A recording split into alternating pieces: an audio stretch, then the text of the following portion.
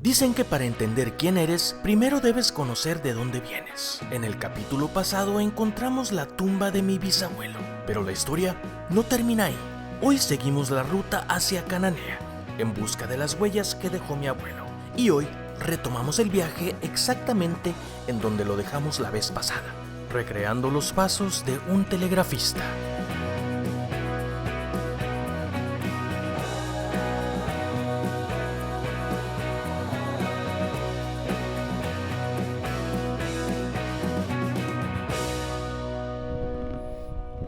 Ya no se mira la inscripción que tenía ahí.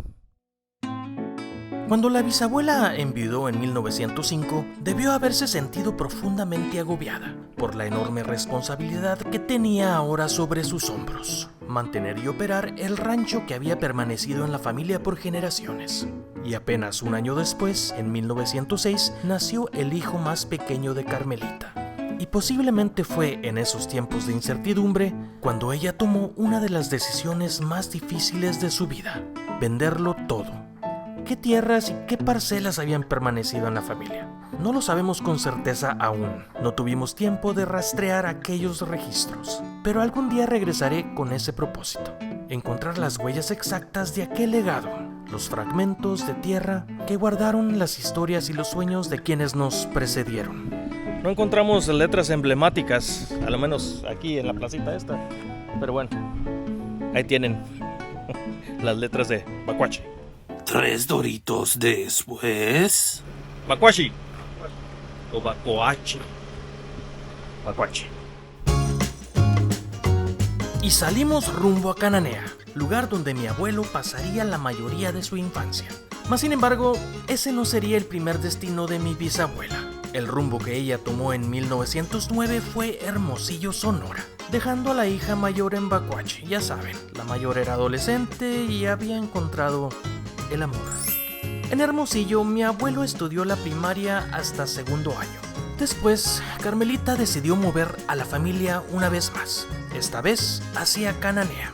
Ahí, Saturnino, o sea mi abuelo, junto con su hermano menor Luis, presentaron el examen de admisión en la escuela primaria Benito Juárez. Mi abuelo fue aceptado para tercero de primaria, mientras que Luis ingresó a segundo.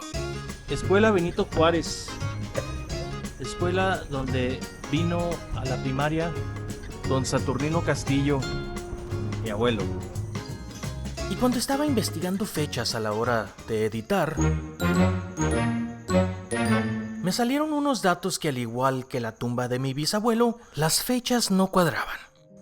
Según los datos históricos de Cananea, esta escuela se inauguró en 1925, pero relatos de mi abuelo contaba que él había hecho la primaria ahí en esa escuela una década antes. ¿Será que la escuela se ubicaba en otra parte?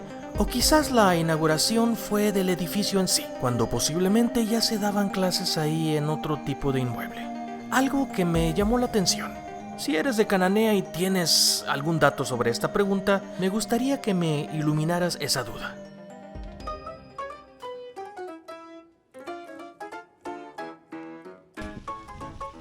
Bueno, pues algo que contaba el abuelo cuando él estaba joven, venía aquí al parque. Bueno, obviamente no existían esas fuentes, ¿verdad? Pues sí existían, tío. Yo creo que no. En 1905.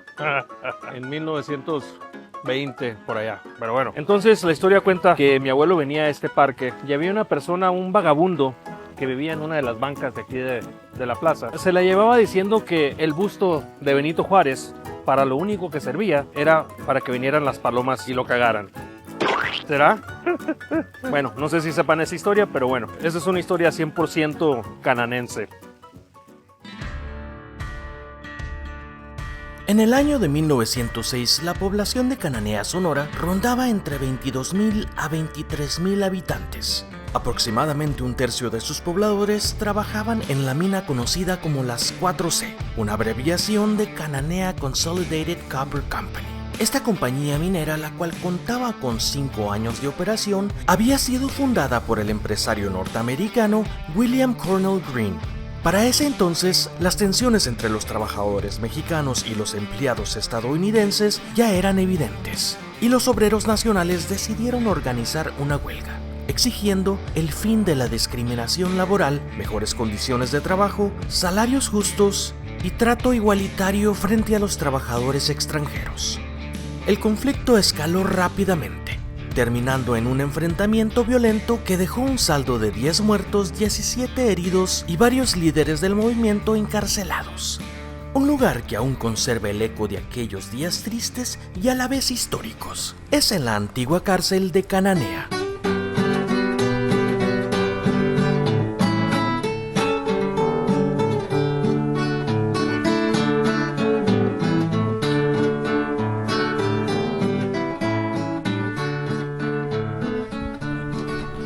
Pues estamos en la cárcel de Cananea, la cual funcionó no sé cuándo. Entre sus muros fueron encarcelados los obreros huelguistas, acusados de alterar la paz y provocar disturbios entre los trabajadores. Pero más allá de una simple prisión, este sitio se convirtió en un símbolo de sacrificio y la injusticia. Se dice que ahí más de un centenar de mineros perdieron la vida, hombres cuyo delito fue alzar la voz pidiendo un trato justo. Hoy, esa cárcel permanece como un testigo silencioso de una lucha que marcó para siempre la historia del movimiento obrero en México. La huelga de Cananea no solo fue una protesta laboral, fue el primer estallido de un pueblo que despertaba. El preludio que, pocos años después, se conocería como la Revolución Mexicana. Este fue el que comenzó el desmadre de la huelga en 1906. En el balconcito, ahí el director del penal de seguro salía a regañar a los presos que andaban de alboroteros. Pues yo creo que era muy difícil escaparse de aquí. A lo menos que fueras Spider-Man.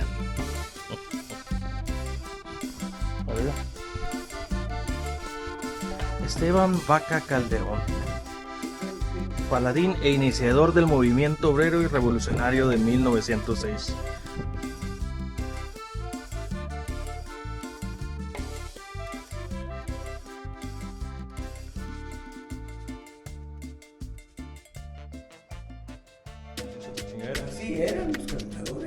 Cuando fuimos recibidos amablemente por la cuidadora del lugar, le contamos sobre nuestro recorrido y compartimos con ella la historia de mi abuelo, quien había crecido en Cananea. De manera muy natural surgió la idea de donar su libro, La vida de un telegrafista 50 años entre punto y raya, y esto para que formara parte de la librería del museo.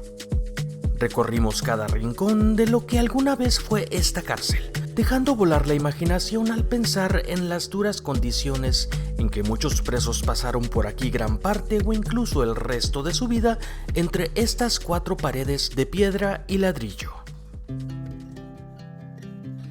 En la parte trasera del museo había una exposición muy interesante, con artefactos y piezas históricas que contaban la historia de la imprenta en Cananea. Entre las cosas que más me llamaron la atención estaba una cartelera, una especie de recuerdo de aniversario del 14 de junio de 1925, firmada por todos los empleados de la imprenta económica, haciéndose llamar todos padrinos de la imprenta. Se cree que este evento pudo haber sido una forma de reconocer al personal a quienes hacían posible el trabajo diario, los tipógrafos, impresores, encuadernadores y demás trabajadores del taller. Además, es muy probable que estuvieran celebrando el fin de un ciclo importante, ya que apenas unos días después, el 24 de junio de 1925, la imprenta comenzó a operar en un formato más grande, con una producción de alrededor de 1000 ejemplares diarios que circulaban por toda la ciudad. Y pues por pura curiosidad, sabiendo que el hermano menor de mi abuelo había sido tipógrafo, me puse a revisar todas las firmas con detalle, una por una. Y en realidad no esperaba encontrar nada. Pero para mi sorpresa, ahí estaba, una firma que decía Luis M. Castillo. Lo curioso fue que, según nosotros, nunca supimos que mi tío abuelo Luis tuviera un segundo nombre que empezara con M. Así que dudamos un poco si realmente era él. Pero luego nos contaron algo buenísimo. Resulta que en Cananea había una especie de tradición de poner primero la inicial del apellido materno. Y decían en tono de broma todos sabemos quién es nuestra madre, pero del papá, quién sabe. Y ahí todo tuvo sentido, confirmando que sí era él, sintiendo una emoción inesperada al encontrar esa firma, después de tantos años, en ese pedacito de historia.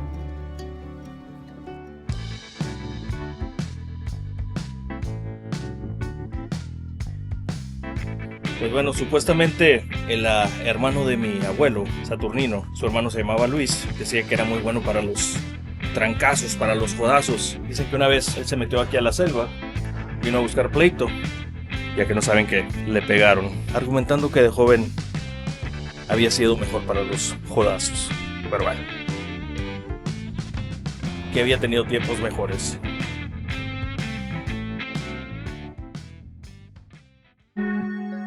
Cuando mi abuelo era adolescente, vivía aquí en Cananea. Como muchos jóvenes de su tiempo, él tenía la necesidad de trabajar, pero no sabía exactamente en qué oficio empezar.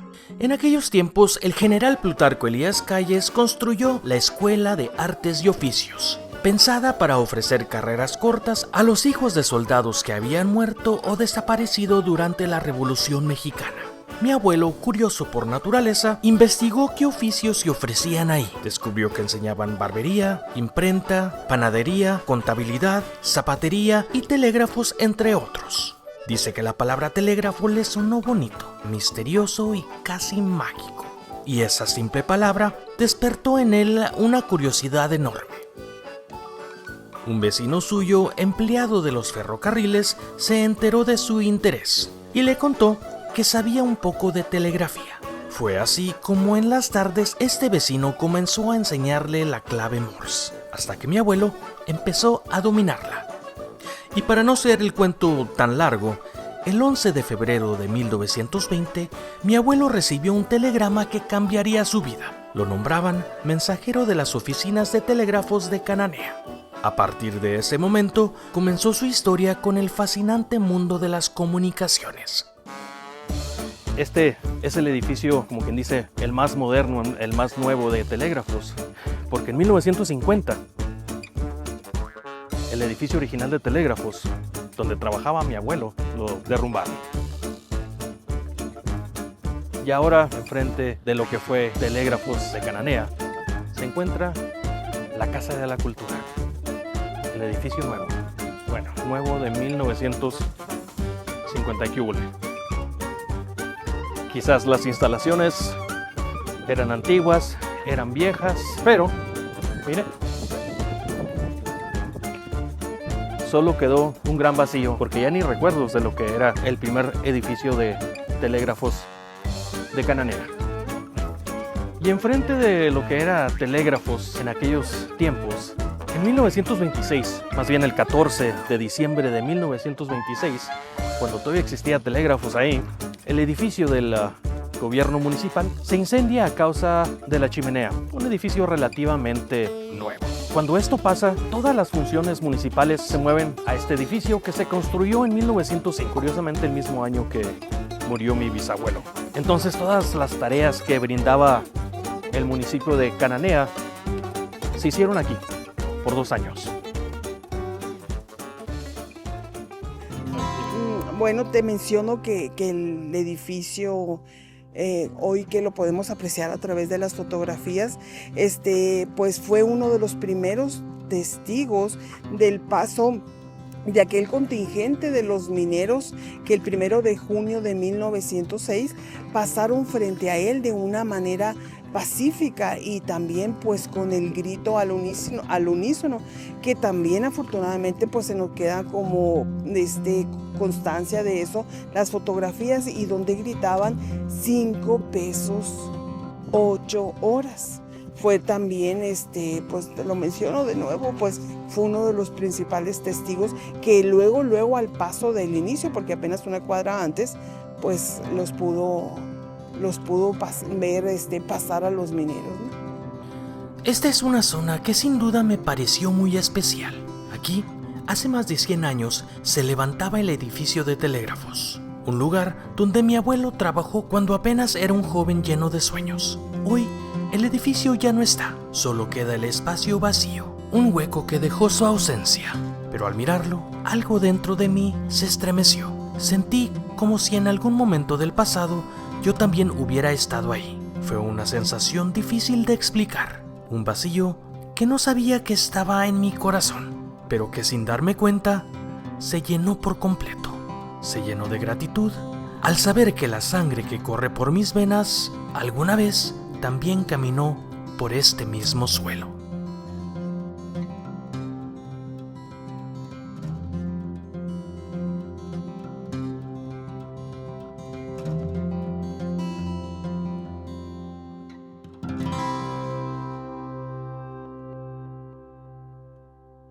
Si bien recuerdo, en 1912, Posada pintó a la Catrina, que originalmente se llamó La Garbancera. Fue una actividad que los mexicanos descubrieron e hicieron mucho dinero. Una actividad que en Sonora, en los 20s, muchos mexicanos sonorenses agarraron la onda y comenzaron a vender garbanzo. Uno de ellos fue mi abuelo y el tío abuelo Luis. Saturnino y Luis, ellos comenzaron a vender garbanzo y pues les fue muy bien. Les fue tan bien que aquí en Cananea, ellos dos decidieron comprar estas propiedades. ¿Son 2 casas o son 3? 3 espacios. Una casa era de don Saturnino y la otra era de don Luis. Aquí con el tío Luis vivía la bisabuela Carmelita y por ahí me cuentan que había un montón de perros. Al estar parado frente a esas casas donde alguna vez vivió mi abuelo, sentí una mezcla de nervios y curiosidad. No sabíamos qué esperar, pero con el corazón latiendo y sin nada que perder, decidimos tocar la puerta. Por un momento todo quedó en silencio, y entonces, para nuestra sorpresa, Panchita abrió. Nos recibió con una sonrisa de esas que hacen sentir que uno está llegando a casa, aunque hayan pasado 100 años. Nos invitó a pasar y mientras caminábamos por su hogar, mi tío Guillermo no podía ocultar la emoción. Y entre las 1000 preguntas que le hacía a Panchita, mi tío reconocía rincones, olores, detalles y todo aquello que él recordaba con tanto cariño desde cuando él era solo un niño. Fue como si por un instante el pasado y el presente se tomaran de la mano dentro de estas paredes.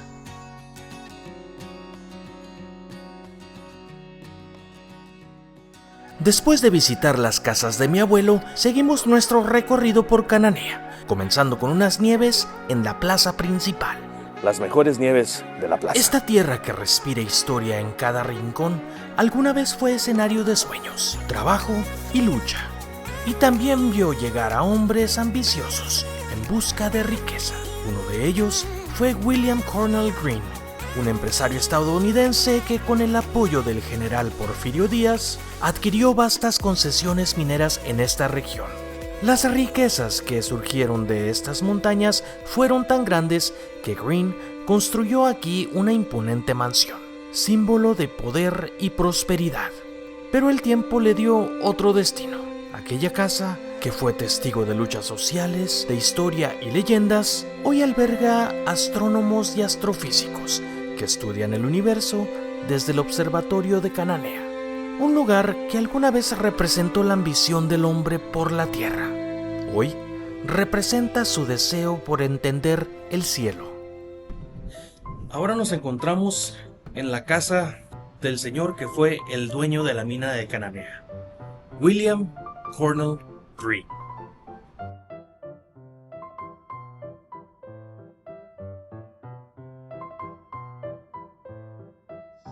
Cuando muere William Green, supuestamente en esta entrada aquí lo velaron. Y ¿será el timbre original? Porque los pisos son originales. Se le nota.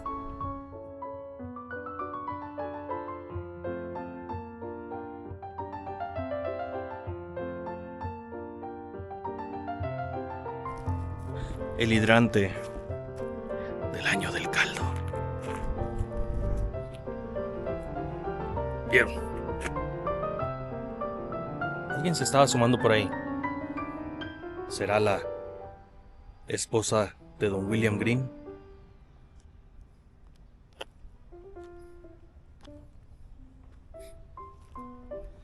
Sería interesante quedarse la noche por aquí.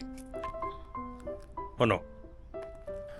Y así fue como llegamos a las afueras de la casa del señor Green, una construcción elegante, imponente, que todavía conserva ese aire de grandeza de otros tiempos. A mi parecer, tiene un toque victoriano, con detalles que parecen susurrar historias de una época que ya se fue. Y mientras observábamos aquella casa, no pude evitar pensar en mi abuelo. Estoy seguro que cuando él era niño, escuchó muchas veces hablar de Don William Cornell Green, aquel hombre que marcó una era en Cananea. Y ahí estaba yo un siglo después, frente a la misma casa que él posiblemente la vio como intocable, tratando de entender el mundo que él conoció a través de los relatos.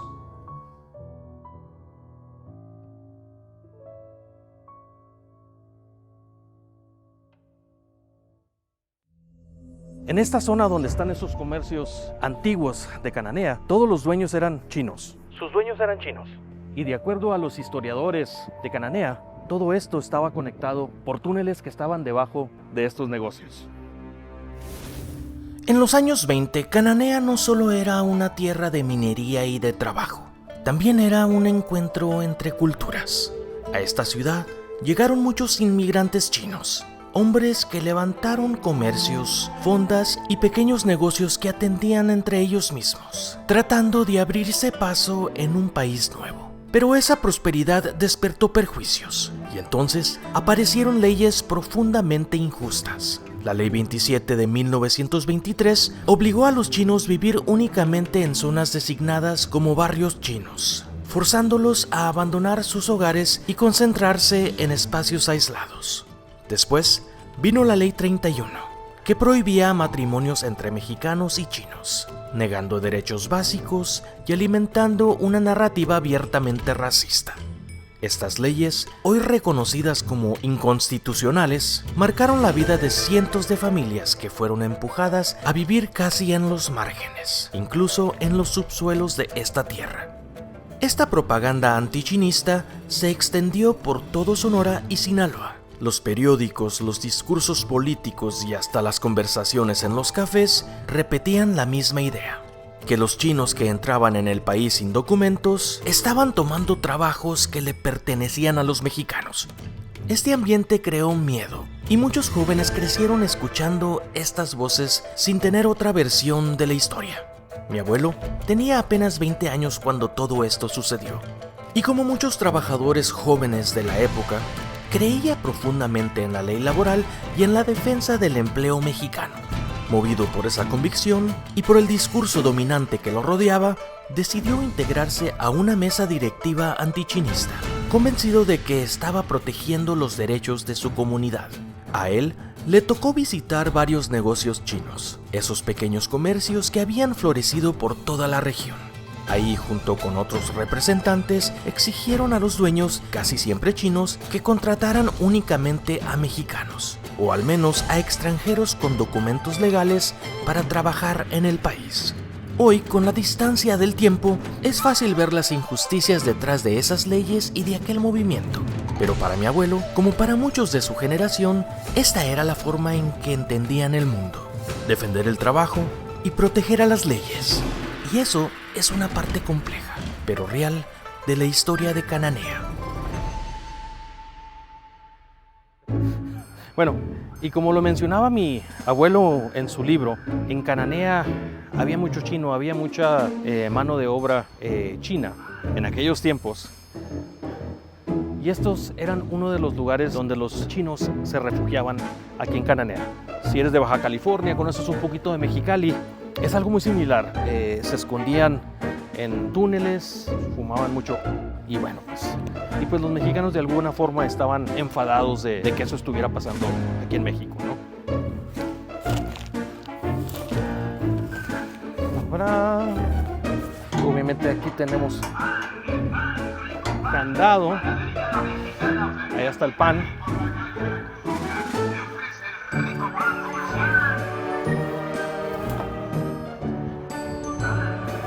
Hay mucha maleza, no creo. Lo que quiero es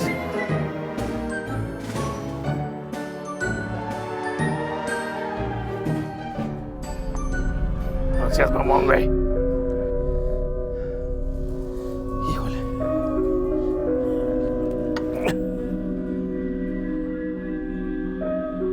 Seas mamón.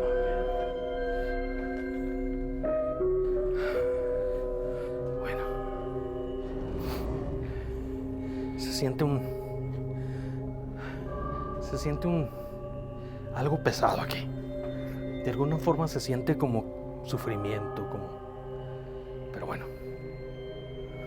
Tuvimos la oportunidad de entrar donde los chinos se refugiaban y fumaban.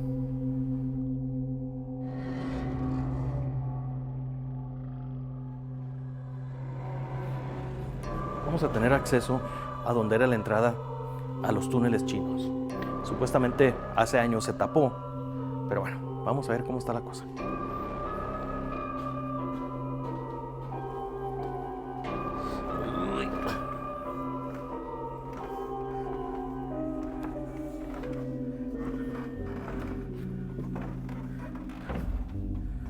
Mira.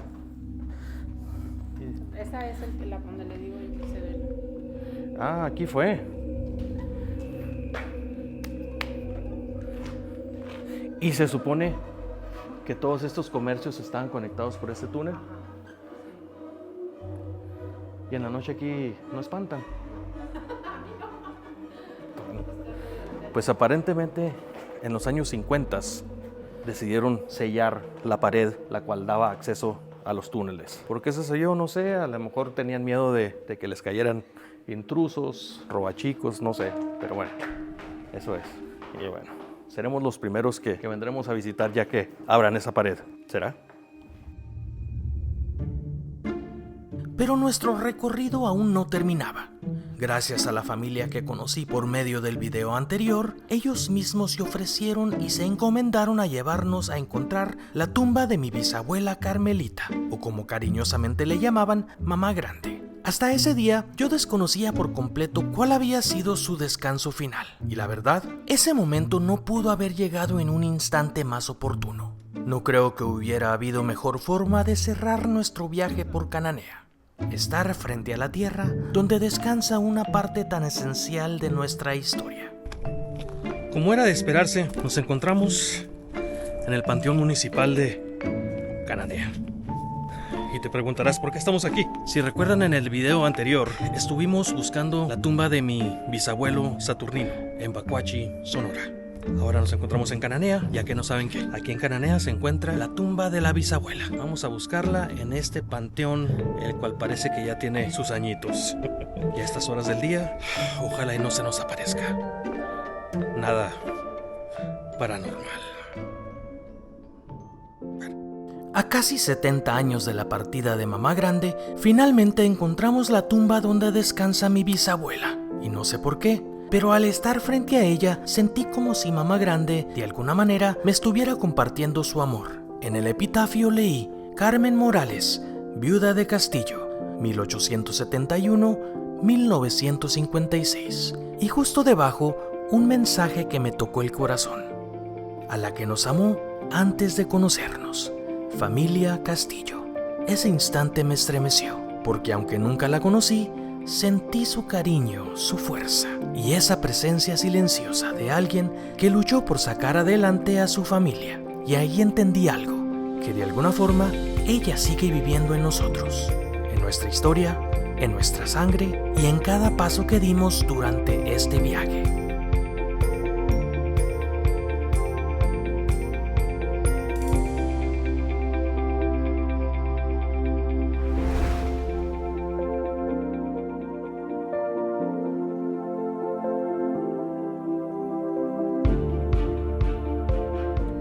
Y bueno, espero que te haya gustado el video.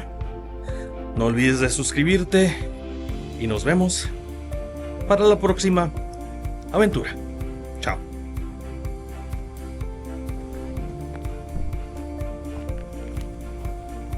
Sí está medio tétrico el pedo aquí. No entramos ni al túnel y bueno, sí está medio... Ay, güey.